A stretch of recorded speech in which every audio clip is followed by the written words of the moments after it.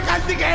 দেখো না, কেউ দেখো না এখানে, কেউ দেখো না, চলে যাও প্লিজ, প্লিজ চলে যাও প্লিজ।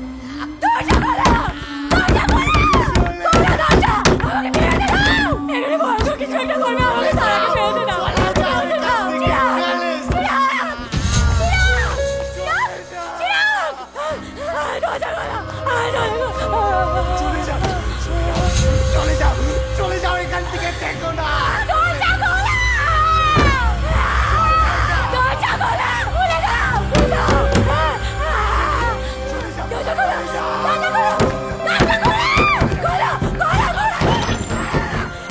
দেবী, দেবী,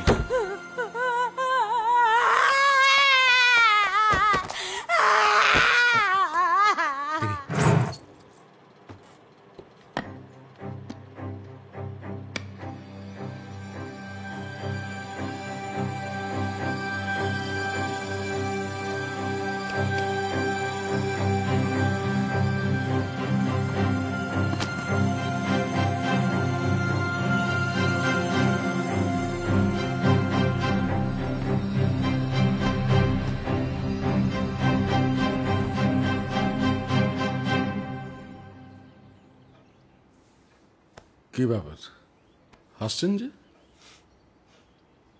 দেখছি আপনাকে। দেখছেন? খুব ইন্টারেস্টিং মানুষ আপনি। ইন্টারেস্টিং? কেন? আপনার বাড়িতে পুলিশ রেড করছে, লোকাল এমএলএ আপনার বন্ধু, অথচ কোনো প্রভাব না খাটিয়ে কাউকে ফোন না করে চুপটি করে কেমন বসে আছেন? আসলে কি জানেন তো, আমি প্র্যাকটিক্যাল মানুষ, ব্যবসা করে খাই তো। কাল তো আপনার মহালক্ষ্মীকে ফোন করেছিল, মহালক্ষ্মীও নিশ্চয়ই আপনাকে ফোন করেছিল, কিন্তু তা সত্ত্বেও সার্চ ওয়ারেন্ট আপনি পেয়েছেন। কাল গভীর রাত্রে আমার হসপিটালে সার্চ করেছেন, আজ সকালে আমার বাড়ি পর্যন্ত চলে এসেছেন। তার মানে কোনো স্ট্রং এভিডেন্স ক্লু আপনাদের কাছে আছে। তোপদার ফোপদারকে দিয়ে হবে না, সার্চ যেমন চলছে চলুক। আমি বরঞ্চ আপনাকে একটা অন্য কোশ্চেন করব। আপনি প্রায় 10 বছর পরেই প্রতাপনগর এলেন না? আপনার বাবা অনিন্দ্য সান্যালকে আমি চিনতাম। 10 বছর আগে উনি এখানকার এসপি ছিলেন।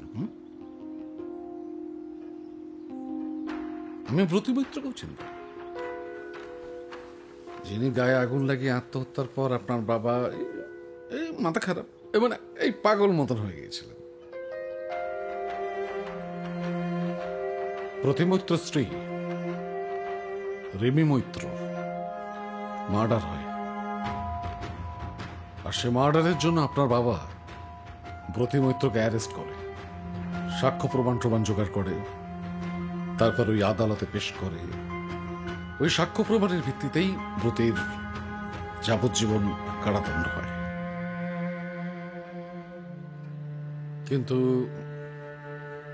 খুনটা ব্রতী করেনি, করেছিল আমার বড় ছেলে রুদ্র।